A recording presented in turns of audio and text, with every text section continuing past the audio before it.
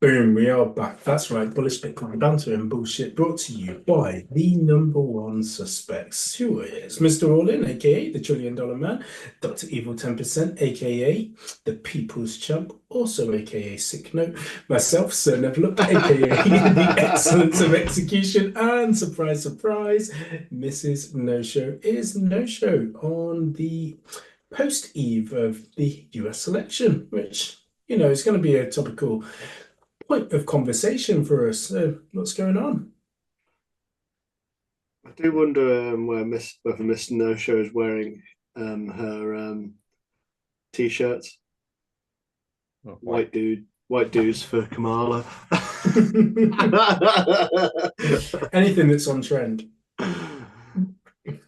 whatever is on trend, Mrs. No Show is the puppet for it.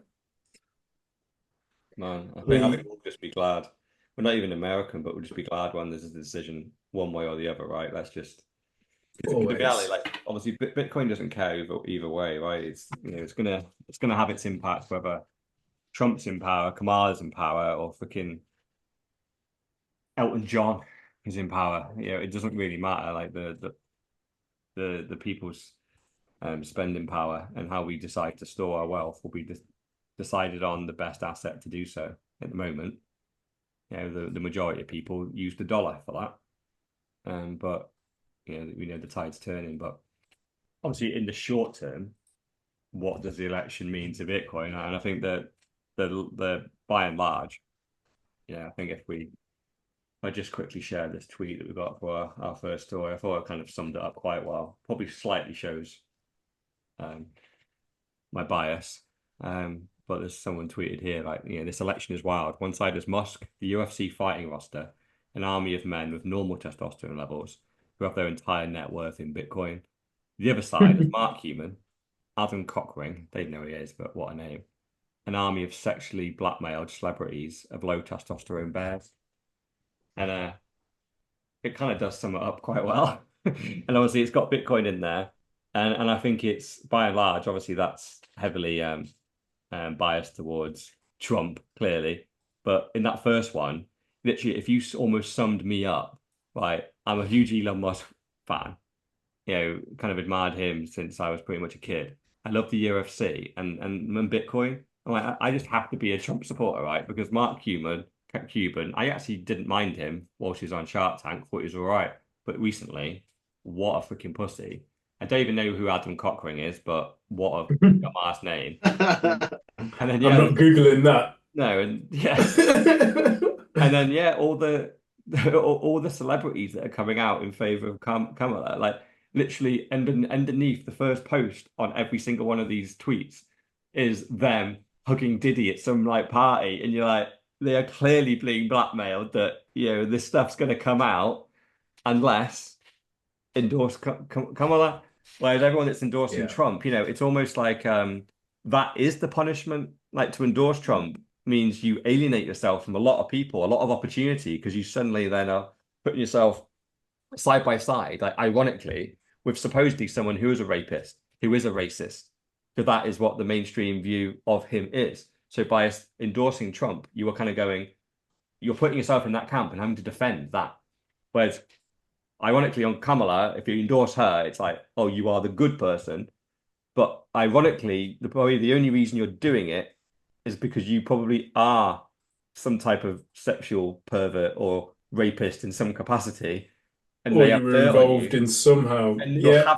you're being literally leveraged to cover up your skeletons and having to endorse someone, which you shouldn't really have a problem with endorsing anyway, right? Because this is the good person. There's good and bad, right? And Trump is Yeah. bad and Kamala is good. So it's kind of I funny. always But did think what was in it for the celebrities as well, the likes of Beyonce, Jay-Z, there was Cardi B, there was J-Lo, Fat Joe, like there was I just seen them all, and it was Let's just say like Eminem Cardi even. B's fell apart when she's meant to be promoting Kamala.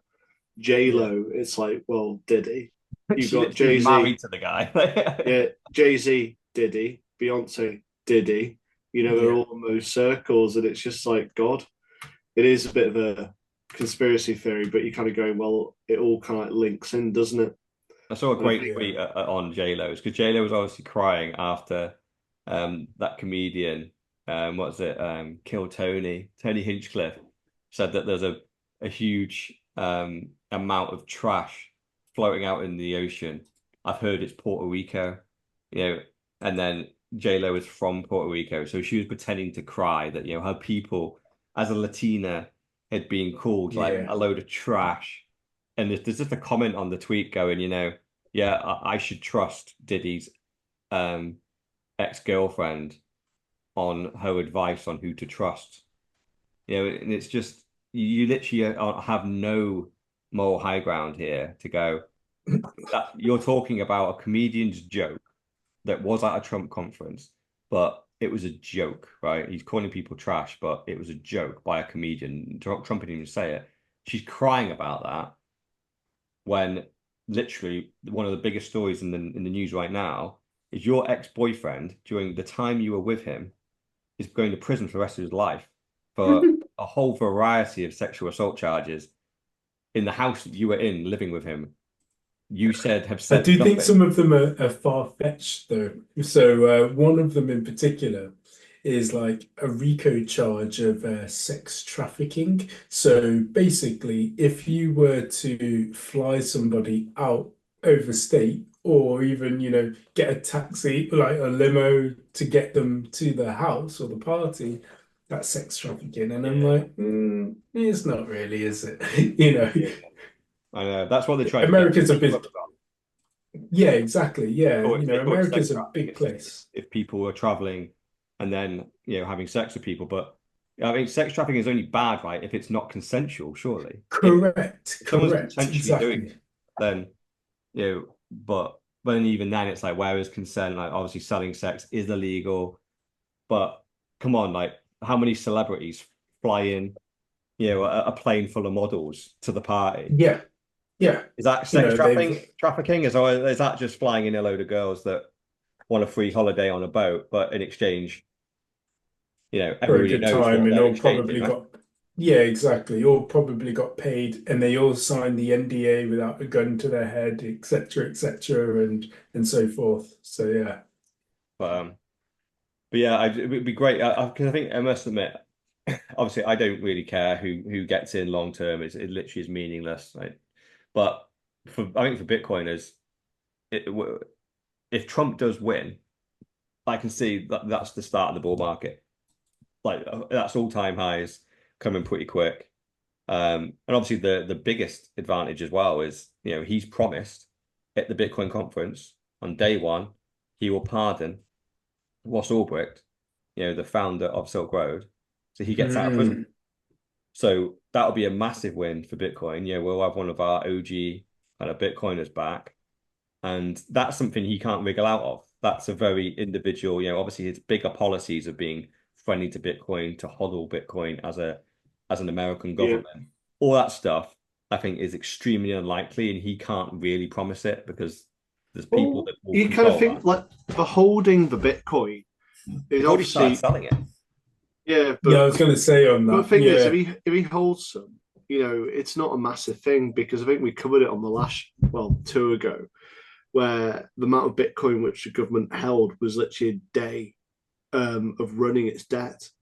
Yeah. So it literally means nothing to have that. And considering we print all the money anyway, it really doesn't mean shit. So I think you can keep that promise, and Ross Albright as well. It is a big one, and I think it will make things bullish because I think everyone is a bit hesitant at the moment, and I'm hoping that with this election we actually see some movement because it seems like we've been trending sideways. Yeah, and I think this election, I think because it has been swinging in both ways, the market essentially doesn't like uncertainty. So we just need a decision. And then suddenly then for whoever wins, Kamala or And Trump, also Kamala, she out doesn't there. seem to have she doesn't seem to actually have any policies from what I can gather. No. The only thing not that at all. the only thing that is Bitcoin related is the fact that obviously historically leading up to probably the last 6 months, she's been, basically it's a war on crypto with Elizabeth Warren and obviously the SEC just trying to shut it all down.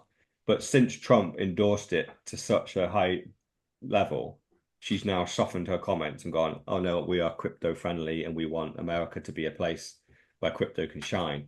But clearly we know that is purely pandering. So yeah, I would imagine Kamala clearly she's not a real person, right? It's just the SEC, like, and it's rumored that She's not a real person. no, like she's not someone that you can ask like what's your view on a thing and it be real. Because it's she'll do whatever she's freaking told to do. Scripted. Exactly that. Yeah. Yeah, you're right. She's like literally a puppet. Like there's no like you could get her one on one and talk to her for hours and really get her view on a load of things, but she will be told by our handlers, no, this is what you're doing today. Whereas not Musk, um, Trump. Trump. I mean, you can sit him down and he will be consistent and he will try and do the things he said, and the handlers will still stop him, but he is trying. I believe he is trying. So that's why, like, he's coming out of outlandish things like pardoning Ross Ulbricht. Kamala would never do anything like that because she wouldn't be allowed to say anything like that, and she probably has no clue who he even is. I'm impressed that That's Trump the does. thing. Yeah.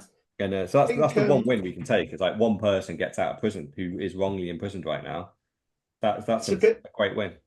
I mean, it seems a bit like we had Labour in the UK who got in against Conservative, and all Labour did was pretty much say nothing for the whole election to get voted in because I knew that Conservatives had fucked it so badly. Well, they did say quite a lot. They did say like they wouldn't put taxes up.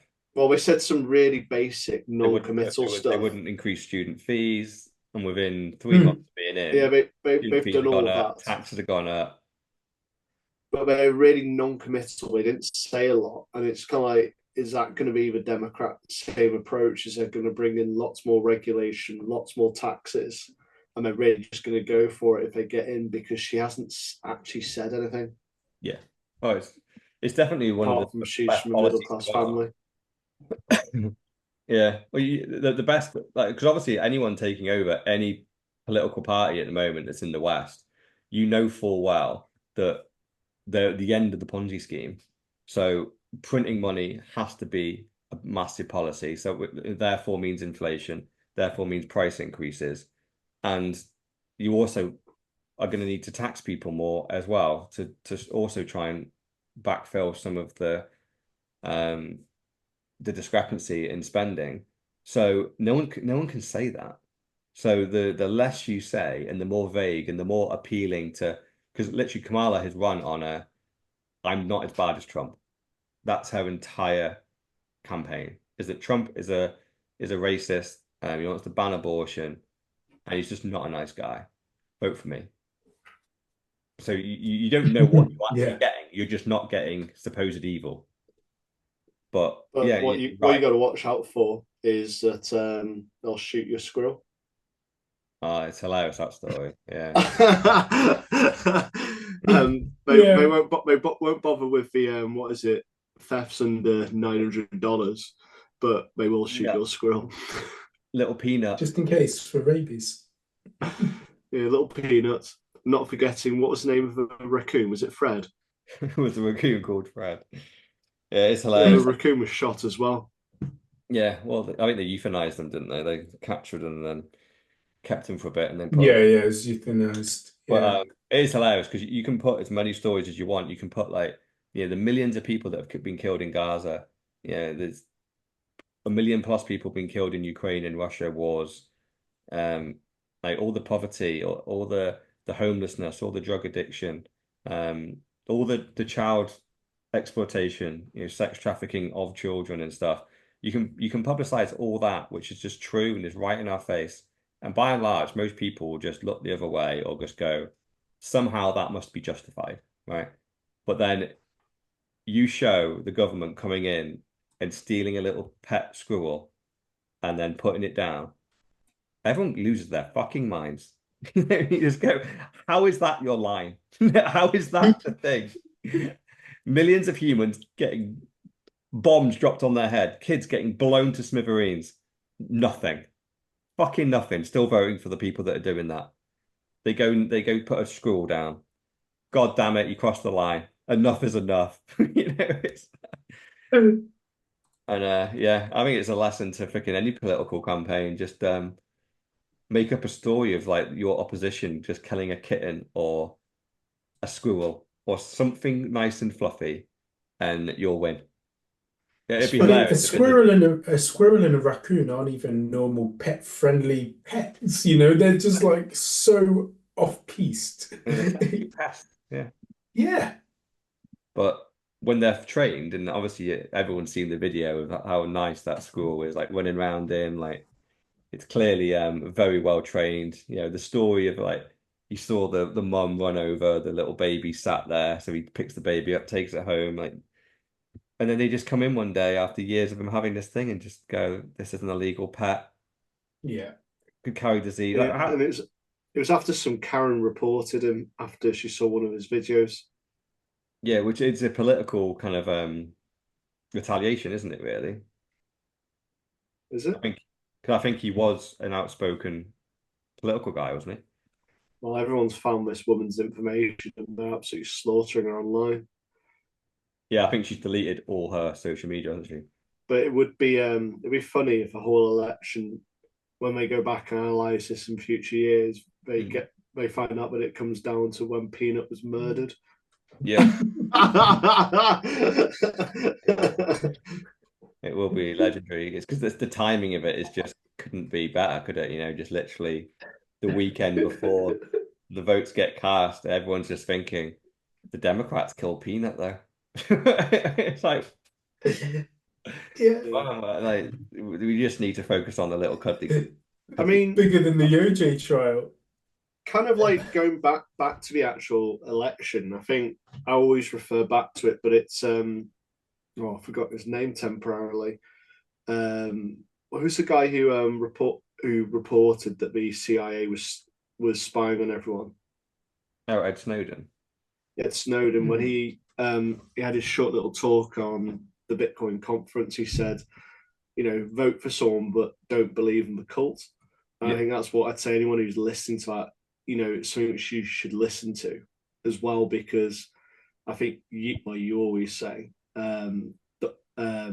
All In, that it doesn't matter who's in charge, they're still going to be printing money, they're still going to be fucking you over, they're still going to be coming up with any excuse to crank up that money print and make you poorer.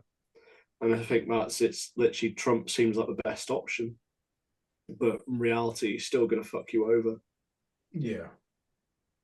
And I think that also that opinion in terms of it doesn't really matter, the money printer's still going to be going, is what the likes of Russia and China just look at, because they're like, well, you'll be here for maybe 4 years, if maybe obviously because Trump's already ran a full term before, and then it'll be somebody new, and we've seen it happen time and time again. And the instability, because it swings from Republican to Democrat, means that there isn't any longevity in terms of what they're actually doing in the policy. Whereas, not saying that it's right, but in their respective countries, they do have some form of consistency, even though I'm sure the money printer is still running hot over there as well. We're not seeing much in terms of China on the increase, because of course they were due to be leading and be the world's number one superpower, which has now changed because, through everything that you see and read, the economy is like tanked essentially and is ready to crash. And then, of course, with Russia, they've actually increased through the war. A crazy one. yeah, it is nuts. The one thing I want for like the next couple of days, I just hope someone wins decisively. So then whichever side can just shut the fuck up. I Yeah. I'm looking for. I want Republican to win purely because I can't wait for the memes and Yeah. also the whinging from the Democrats. Whereas the other way around, I don't think as much whinging happened. No, no. Which, well, other than the fact that obviously when Biden beat Trump the last time, it was like the Trump was winning the whole way, right? It was just he was slightly ahead of Biden the whole way, and then they just suddenly counted a load of postal votes right at the end, and they just jumped ahead by one Mm, percent. It's like classic little straight line that happened at midnight when they just added a load of votes in. And so that was then hence the vote fixing, and Trump wouldn't concede the election for months. I think it was It was, it was. I think it Yeah, was yeah. January that he Yeah, was but still saying and then president. there's the insurrection, which Yeah, I think we shared on our group the video of the insurrection. I even showed the wife, and she's just like, "Oh my god!" It was the fact that they were let into the building. They didn't raid. They didn't force their way in. They were It's let in. well, January 6th, wasn't it? yeah. Well, I yeah, remember we were all watching it live, weren't we? Where it's like, oh my Yeah. God, this is happening. Like that's your first reaction is it's actually happening. Trump Yeah, this is not a drill. is actually refusing to not be president and is overthrowing the government right now. This is nuts. And then you start watching the videos and you go, this doesn't quite have the right vibe to it. Why are they just walking around? Hold on, there's a police officer there opening a door for them. This isn't an insurrection. This is a tourist visit they were into Congress. Like this, what is this? Like what? And you put the news on. You're like Tourist visit. insurrection. America was falling. And they you were go, they were standing outside behind like like the bollard and the chain link fence. I remember, and on the video, he unhooks it, lets them through, and then through one of the doors, it's a locked side door. They opened it and then led the people up to the top. Well, whatever the rooms are called. It was the most bizarre thing I've And ever then seen. they're just wandering around, and then then I think later on it got a bit nasty. They fired a bullet. They were just all just walking around, and then the police were locked behind one of the doors. And I saw the video. The police officer puts his hand through the door and fires into the crowd, hits a girl in the back. She ends up dying. She bleeds out onto the floor, and everyone just scurries off.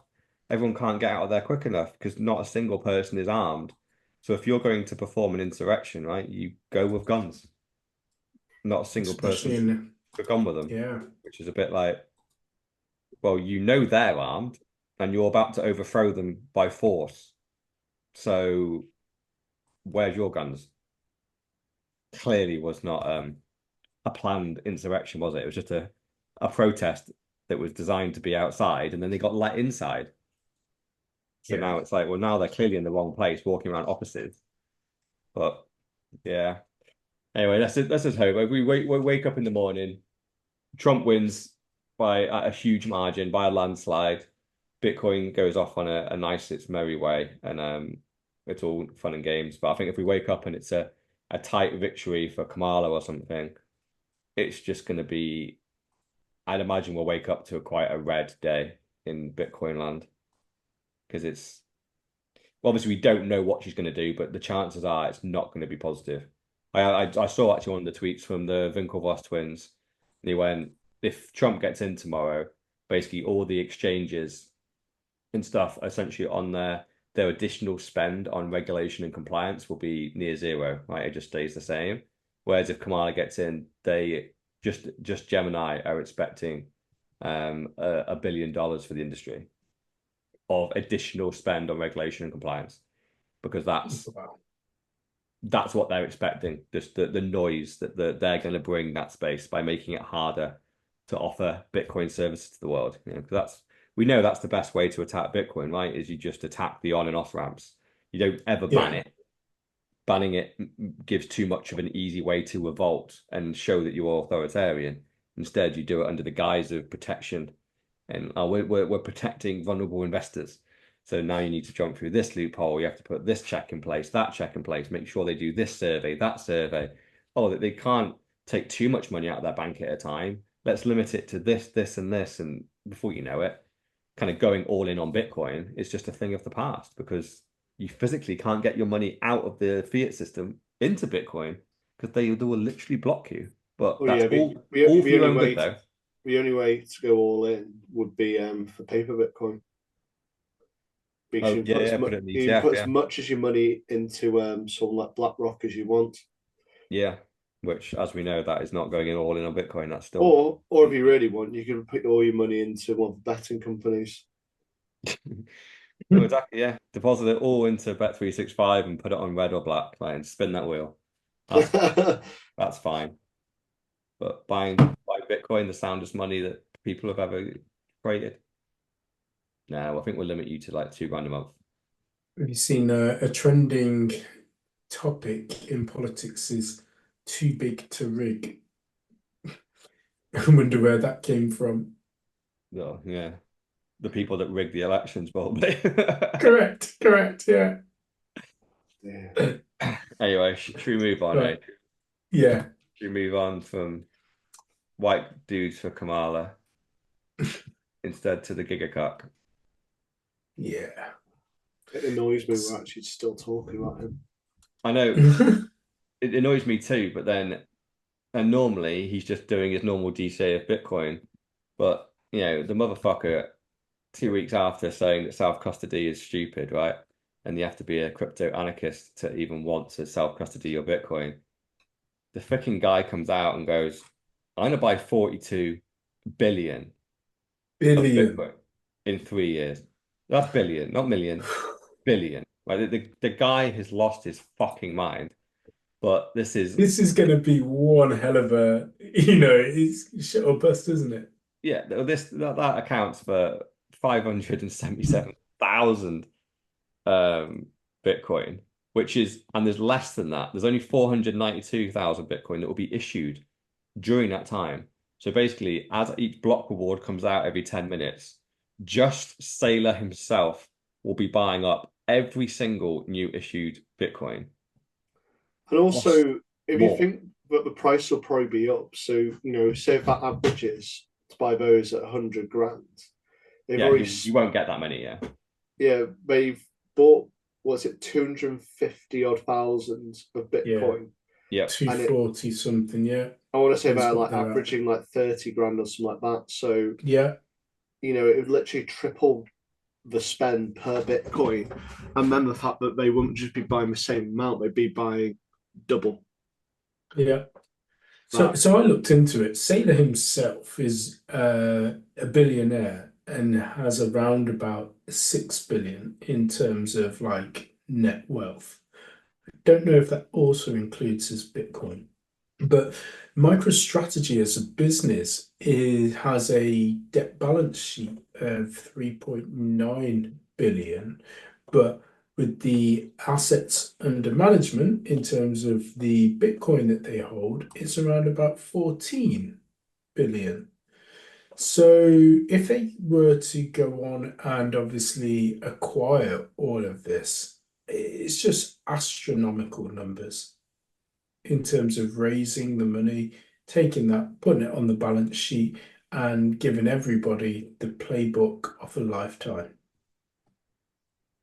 Yeah. So yeah, I just 42 billion. So currently, what they spent overall? Have you got that figure? Yeah, they've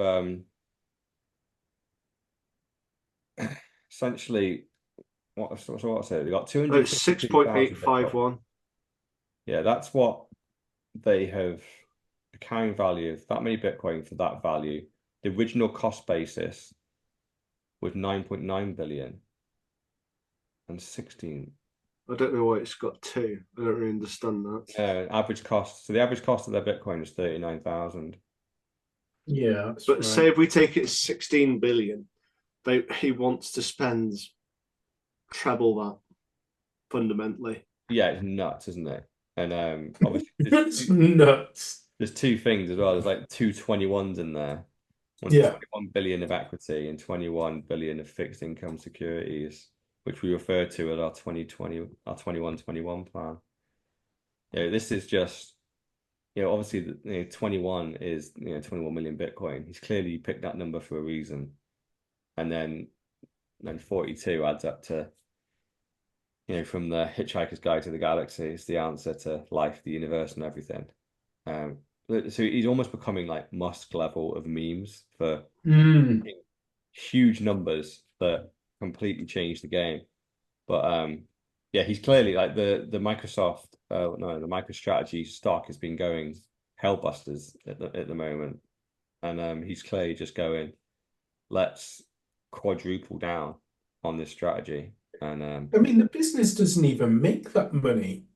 It's Yeah. just like, so it would not only, of course, bankrupt the business if it was all to fail and bankrupt him. And what I mean by fail is, let's say there's a very another cruel crypto winter for a large period of time, you know, Yeah, an exorbitant. it's when the creditors come in and say we want our money back. Correct, yeah. And you know, they're not going to be making that back in any way, shape, or form in a quick time. And they're not really going to sell the Bitcoin either. It's a bit of a silly stock almost, isn't it? When you so say if they buy it, they said that roughly it's going to be like 400,000 Bitcoin, but reality it probably end up being half of that. So they end Yeah. up with four. They actually do end up with 400,000 Bitcoin. Pretty much all their value is in Bitcoin. So the question is, why would you bother buying a MicroStrategy when you can buy Bitcoin, which is a purer form of the MicroStrategy stock? Yeah, it's a different. It's basically it's a form of ETF, isn't it? Yeah, you're almost buying like an asset by buying MicroStrategy. It just makes no sense to buy it. But Mm. the only use case is it's where you put your pension fund. If you can't get your pension fund out and you've already put money in, then you can put it into. You Yeah, don't want to reward someone like a BlackRock, then you shove it into MicroStrategy stock instead. it's a two use cases is for a pension is putting it into a BlackRock ETF and putting it into MicroStrategy. Yeah, just because it's locked away until a certain age, and obviously the number one thing you should do is stop paying into that, so you don't have to do this and just buy Bitcoin with it instead. But if you do have money locked up, which most people will in some shape or form, then yeah, just buy some MicroStrategy stock, and you're by proxy tying that money to the price of Bitcoin. Mm. But it is kind of nuts though, yeah, because literally, Bitcoin takes a 10% down day, then that stock will. If it takes there's a 20% up day, then that stock will. He's And also throw in, you get the 10% down because Bitcoin's down. Then you throw in the actual market, as in the people within the market mm, having a panic. So it's not a 10% down. mm, It could be like 60% down because Bitcoin's down 10%. yeah. It is a question actually, because being Mr. All In, have you actually got round to finding your old pension from when you had to work with us normies and converting it into Bitcoin related? No, not annoyingly, no. I kind of just forgot about it. And then I was gonna do exactly this. I was gonna get it into a SIP and put it into MicroStrategy, and then Jesus, that'd have been a great decision. It's 10x since then. But no, I never did it. I wrote that money off and couldn't be asked with the phone calls, and now I'm kind of regretting that. I lost a 10x on the pension by not putting it into I mean, MicroStrategy. you can Fun. always get, you can still get the 100,000 X when the ETN's coming in the UK, because that is still an application stage, isn't it? Having the exchange, I think they call it exchange traded notes for the Bitcoin ETFs in the UK. Yeah, yeah. It's not a huge amount of money that's in there, but yeah, I do. It's just an admin task that I just haven't got around to doing, and yeah, I it's mean, it could be money which could, I don't know, pay the wages of a couple of people to clean your boat for a year. But the problem is my mindset still is that even if I did do that, right, and I gain loads, it would just hurt more when they steal it because they're going to put so many big taxes on it. We've already seen it this week in the UK around how they're attacking farmers now. I know that is coming over the next 10, 20 years. They are coming for the pensions. So I can almost guarantee that if you have assets above a certain amount, then everything's going to get taxed at a ridiculously high rate. So I've almost gone, no matter whether that money I manage to grow it, I'll almost be more salty if I grow it than they steal it. Yeah. So My, because I can't get it for 20 or 30 years, and they're gonna fucking change the rules when I come to take it. And when I do, I've got a feeling it's barely going to be worth taking because I I'm having hopefully, more and more friends talking about what to do with their money and whether to put it into a pension. And of course, my answer is just buy Bitcoin. But I always say this, it's on the way out. So yes, they are saving money right now, and it's nice not to have to give it to the tax man right now. And but Later on, there are no guarantees whatsoever that you're going to be getting it back at what you thought you were hoping to get it Well, back at. I think after all the some UK, if anyone's listening who's not from UK, what Labour did was they started pumping the media full of all the potential things they may do. So what we actually did in the end didn't actually seem that bad. And they're like, oh, we only added on a few extra percent on capital gains. We only took away, the right to keep farms together. So it's like, because they were talking about unrealized gains, they were talking about doubling capital gains, they were talking about all kinds of tax things, about removing the 40% tax and tax relief on pensions. So there's kind of like there's been my opening, but it's also made a lot of people aware. Going, what, you're going to reduce the pensions? What else can we do to pensions? So a lot of people are talking about this now. A lot of people are waking up to saying this Yeah. isn't safe anymore. And like my wife's always been saying, oh, if you're going to pension, you get your tax relief, and I've said, well, says who? On the way out, how much am I going to get taxed? Oh, but you get 40% now. But when I get it out, what am I going to be taxed? Because, I've done my calculations to work out inflation, not even that aggressively. And by the time I retire, like the equivalent of, say, 30 grand is over 100 grand due to the money halving all the time. Yeah. So you end up you're in a top end tax band taking it out. Yeah. Because those tax bands will not be changed. But a Freddo won't be, what is it now, 25p? It'll probably be about £1 then. Yeah, exactly. But it goes back to our classic phrase of people don't understand money, and therefore they don't understand the rate of inflation and the lack of buying power that they'll have when it comes to 20, 30 years from now as well. I mean, the classic one is already, people have slowly started to accept the fact that, okay, the age is already being moved from 55 to 57. So what do it you was think 50. Yeah, exactly. Well, yeah, it was 50. 7 years difference. I mean, it wasn't just to take a state pension. So a state pension's a public one, which you're gifted, as in you've paid taxes for your whole life. This is a private pension. So this is one which you've paid in with a social agreement saying, I can take it at 50. Oh, no, it's 57 now. Yeah. So who's to say that that equally won't change in the near future as well, an increase? Yeah. And just think of the opportunity cost. Obviously, I know the majority of people have no clue how to invest, but if you have any inkling on how to do it, by putting your money in a pension and just having it in like some money manager, just take their 1 or 2% fees every year, which by the way, those compound fees are devastating to your gains. If you just manage that money and just copy them, even if you literally just do the bare minimum and just take the money you would have put into a pension and just put it into your own version of an ETF that tracks the market, you will do so much better. And then if you actually want to go the full hog and go, you know what, I'm gonna take a piece of this pension pot, not just track the S&P 500 like my traditional pension fund would do.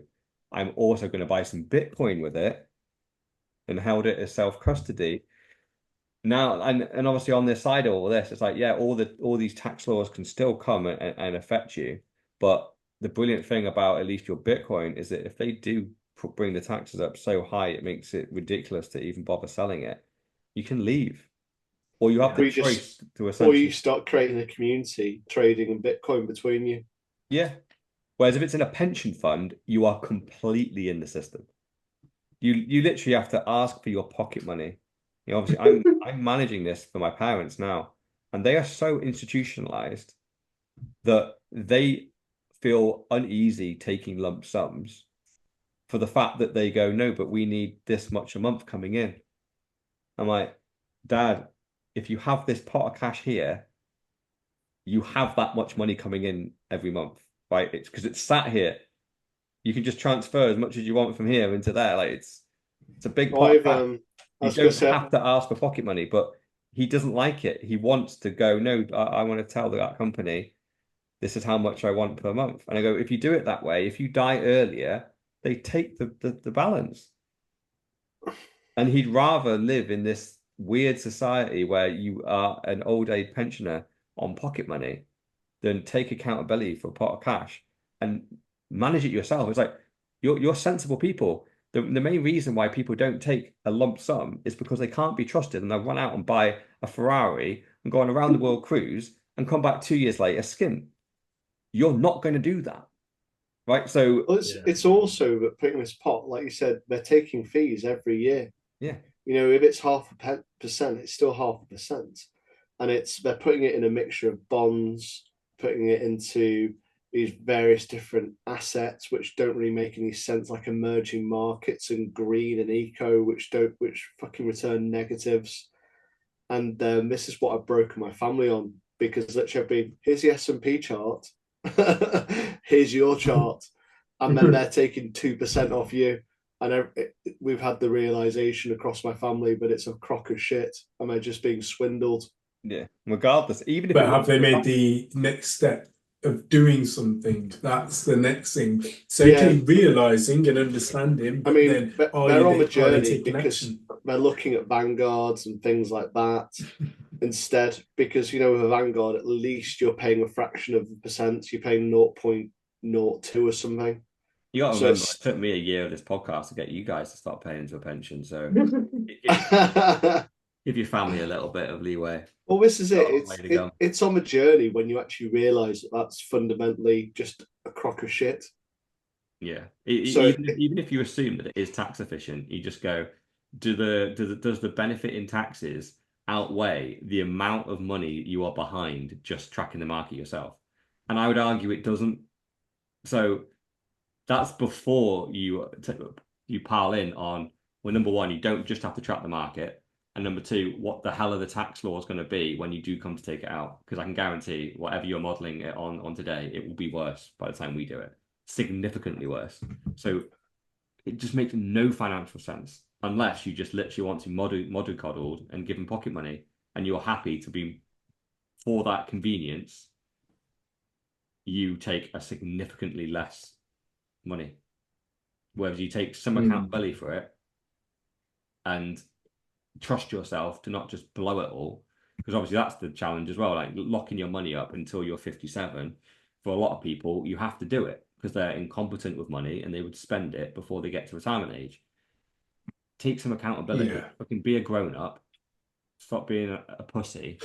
And it's so funny, isn't it, actually? Because we all sit here potentially holding Bitcoin.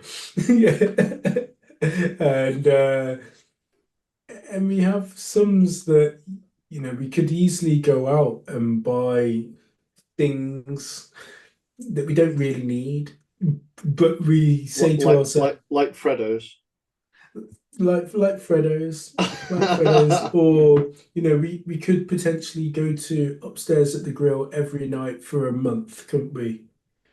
And live like kings, but yet we don't do that. We're like, no, like we'll go once every quarter or once every 6 months, and it just never ever. I'm speaking on behalf of us all though, but it just never ever crosses my mind to then go out and splurge. But I think these people do think that the minute that they were to get the cash, they'd be like, "Oh, let's go crazy, Anne. Let's go down the aisles, Dave. Let's just do whatever." It's like, no. I think it's what Bitcoin teaches you as well, isn't it? Because to get the gains, like the gains will be huge, but you don't have to grind for them. People will go, oh, but all you did is hodl and DCA into an asset. You go, it isn't easy. That's the part. Yeah, that part is not easy. So when the gains come, you are precious with them, and that Bitcoin that you accumulated, you look at it and go, there's no way I will ever be able to buy this back in this quantity. Right, the price is just going to get ahead of me. So every time I have to sell some to buy something, you go, that is a number of Satoshis that will never be in my family tree again. Even no matter how successful I am in other parts of my life in fiat world where I can earn some money, I will very unlikely to buy back that number of Satoshis back. You know, once they're spent, Right. I'll be buying a fraction of them back when I DCA in later on.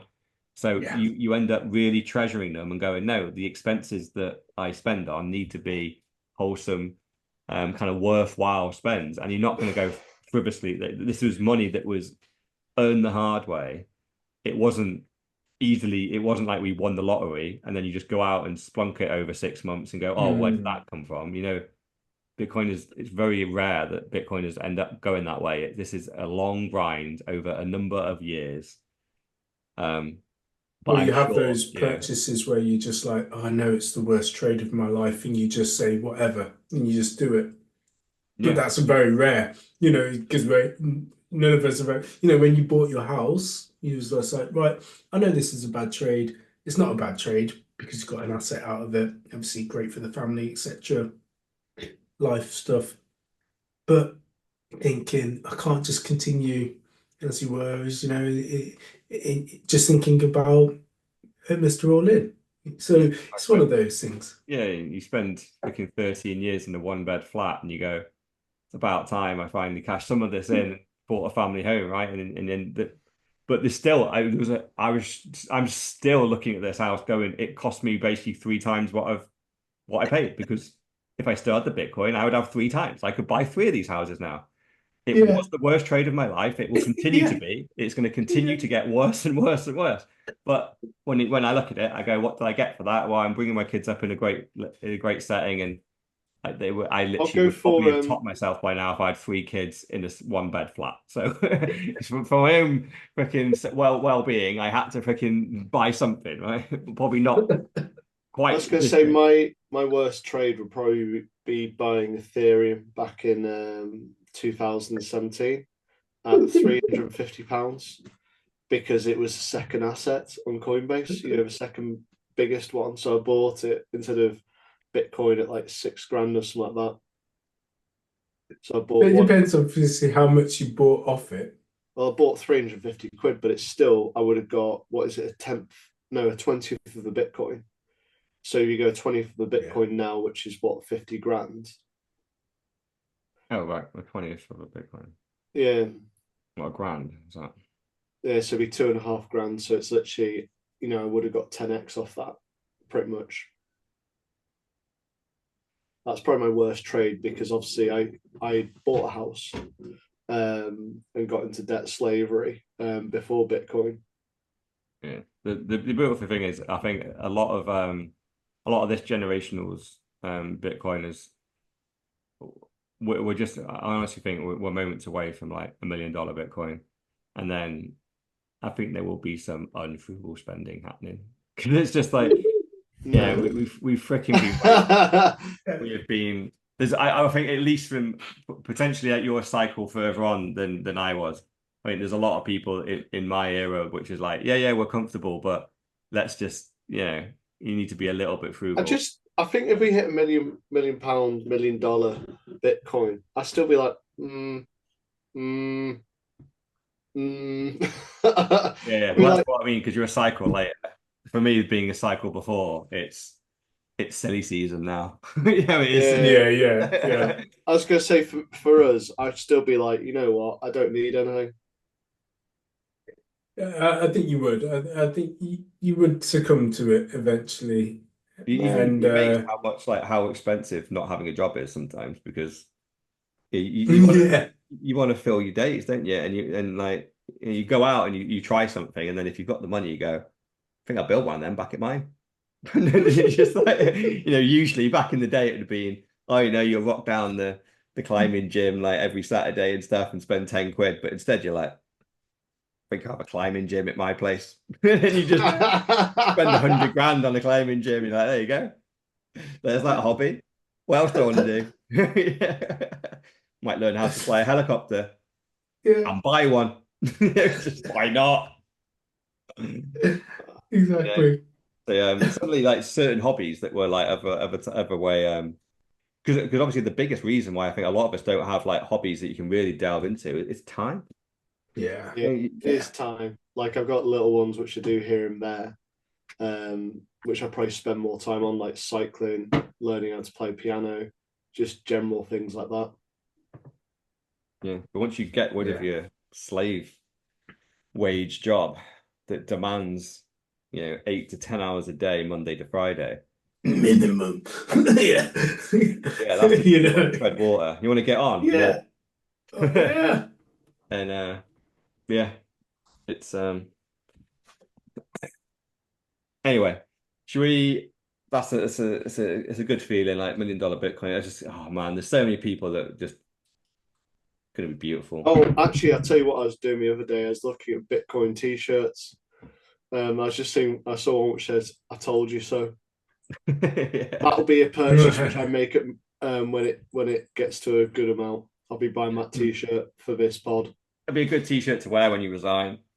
Yeah. And everyone's going, "Where you going? Where you going? What's happened?" You just go, I don't, no more explanation, just you know what that means. I've seen some black and orange Nike trainers which feel like Bitcoin trainers that I think, yeah, I'll grab those. I think the Bitcoin. I think if we hit a certain mark, we probably need to buy some Bitcoin merchandise and have a look. So I Yeah. think I need a couple of t-shirts, particularly for this pod. Yeah. But I don't think I'd probably wear them in general public, so I want people knowing what I'm up to. Just like your gimp mask in the back there. Yeah. Oh, that's on display. At least you can't see the 16-incher. Not whilst you're sitting on it, no. All right, talking to dildos, we talk about Craig Wright and fake Satoshi. Yeah. There's a last story of the week, which, to be honest, we really are scraping the barrel here, but it came out weirdly, actually. It's the anniversary of the white paper, I always forget this every year. October 31st, so basically Halloween, is actually when the white paper came out. It's one of the kind of the first anniversary of Bitcoin. It's obviously the Jan 8th or Jan 9th is when Bitcoin code was actually released. But the white paper behind the code was released on October 31st. And interestingly, this is why this guy, yet another person, unveiling themselves to be the real Satoshi Nakamoto. So as you can see by this photo, a packed conference room full of people really thinking that this guy is Satoshi. Literally about 7 or 8 people in the room, all just journalists that paid the £500. And then this is the fella that claims to be Satoshi. He's just like, okay, what have you come as today? What's going on? And then basically it's all something of nothing. He basically gets asked. He's supposed to be presenting in this presentation proof that he is Satoshi. The reporter here, it's called Joe Tidy. I'm pretty sure he's from the BBC. Yeah, BBC News. Has a video here asking him to move one of the Satoshi keys. Move one of the Satoshi Bitcoin. Prove that you have access to Satoshi's keys. And he goes, "Oh, there's a technical error. I will be doing it in the coming months."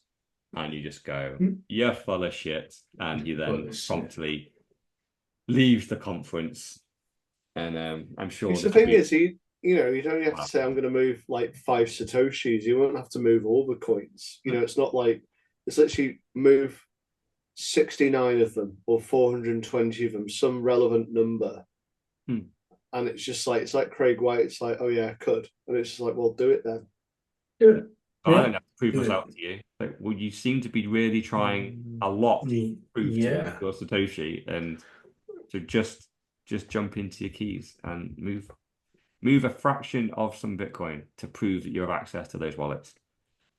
And as always, Craig had his Tulip Fund and some mystery couriers that were all coming at these dates, that are these predetermined dates, which at the time were months, if not years away. But then those months and years came and went, and Craig still has not moved a single Satoshi from those wallets.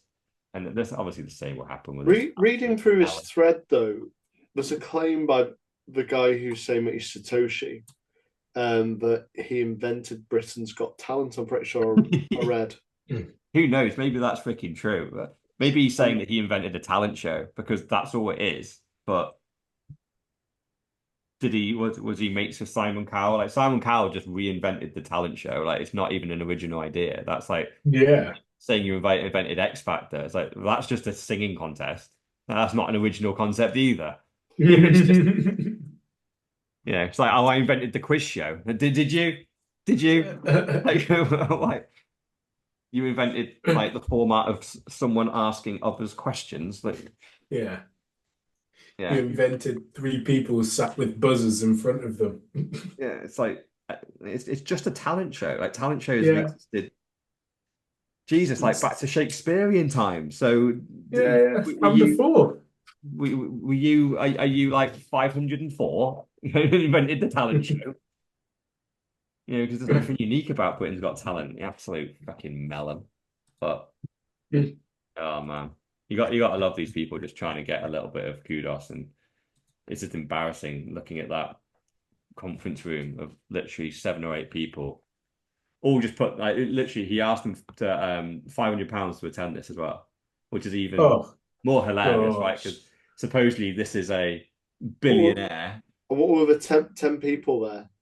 Yeah, So he made 5 grand. yeah, he made 5 grand, but probably cost a grand to hire the room.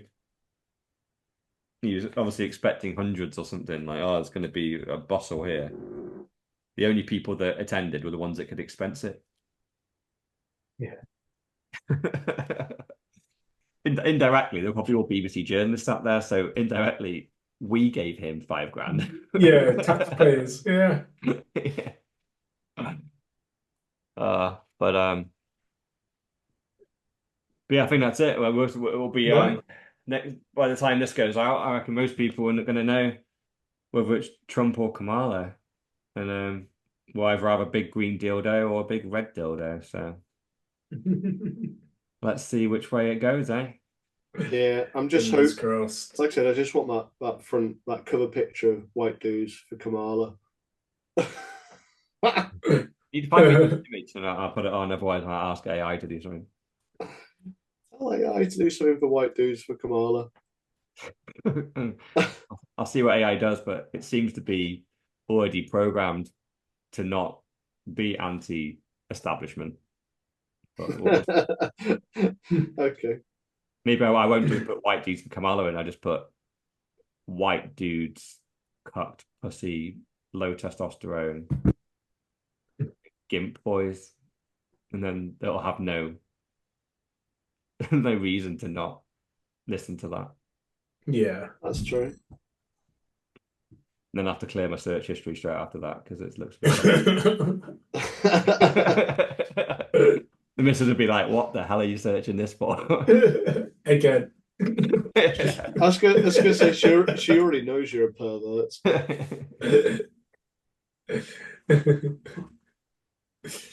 Right. Well, on that note, Mr. Orlin's AI search history will wrap up Pod 158, brought to you by Mr. Orlin, aka the $1 Trillion Man, Dr. Evil 10%, aka the People's Champ, myself, Sir Neverlook, the Excellence of Execution, and Mrs. No Show. Still no show. Will she be back before the end of 2024? We'll see. Peace.